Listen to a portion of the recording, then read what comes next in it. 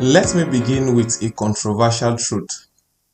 The biggest problem of leadership in the world today is not that we lack leaders. The real problem is we have too many people who are waiting to be led and few who are willing to take responsibility for influence. The subject of leadership has been misunderstood for generations. Many people believe leadership begins the moment you become a governor, a president, a religious figure, a public official. Meanwhile, leadership begins the moment people begin to take responsibility for shaping the future within their sphere of influence. That influence may begin in a classroom, in business, in community, in an idea. The future of a nation is not only determined by people holding an office, but is also determined by people who refuse to live without vision. For many years, we've been told that children are the leaders of tomorrow. When we became adults, the story changed to the youth are the leaders of tomorrow. The tomorrow keeps moving forward and never arrived. While the same pattern of leadership remains, the same people, the same goal, the same vision.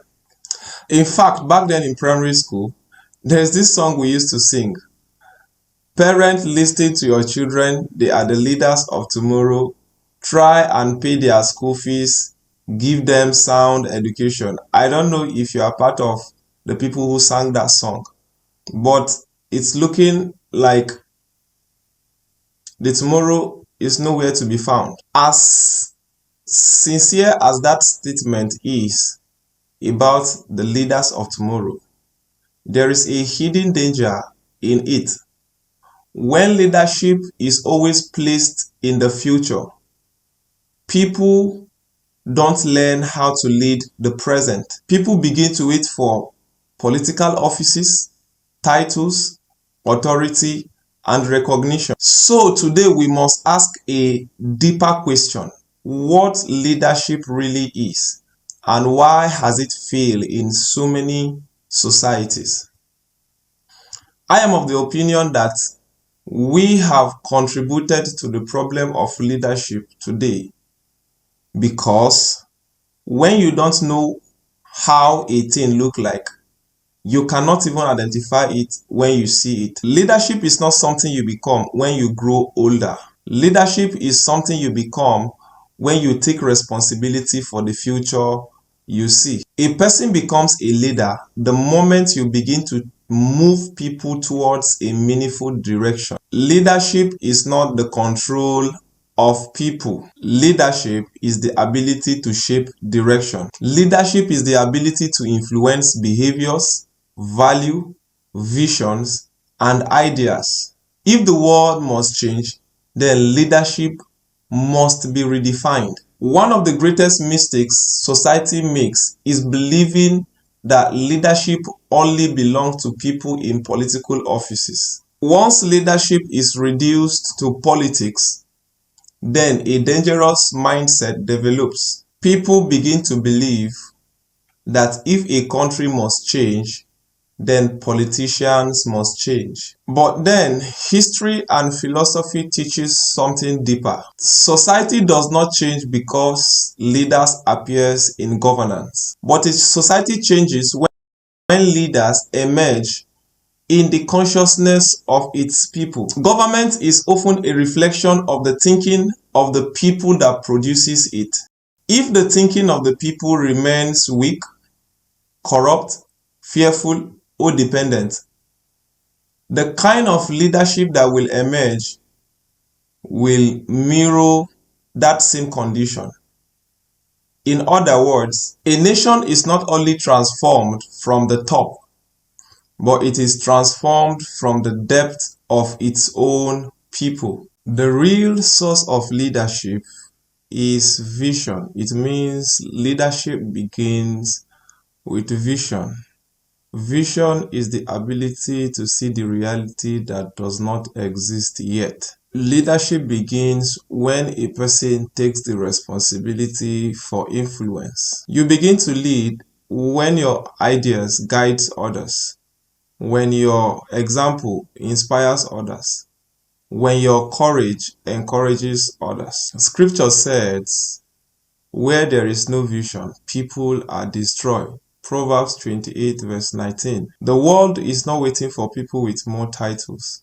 The world is waiting for people with clarity of vision. When your vision becomes more powerful than your surrounding, it can shape a nation. When we talk about leadership failure in places like Nigeria, Africa, and even globally, a lot of people tend to focus on politics or politician. But leadership problem is a system problem, not an individual problem. Several deep forces contribute to it. The first force is leadership without vision. Many leaders entered power without vision for the society. Their focus becomes winning election, holding power, and controlling resources. Instead of asking a question, what kind of nation should exist in the next 30 or 50 years? Without vision, leadership becomes management of the present, not creating the future. This is why oftentimes development becomes slower and inconsistent. Visionless leaders always produce confusion. Another cause is institution weaker than individuals. Strong societies build systems where rules are stronger than personalities. But where institutions are weak, power becomes personal. Loyalty replaces competence. Accountability becomes optional. And this leads to corruption and abuse of power. Number 3 is culture of dependency on leaders. Another hidden problem is sometimes society expects leaders to solve every problem. But healthy nations are built when citizens take responsibility, community participates in governance, institution functions independently. When citizens disengage from civic responsibility, leaders operate with little pressure to improve. Number 4 is corruption and short-term thinking. We'll be ending today's episode at point number 4. We'll continue next week. Please do not forget to like, share, comment, and subscribe as we keep you posted on the Clarity Room podcast. See you next week.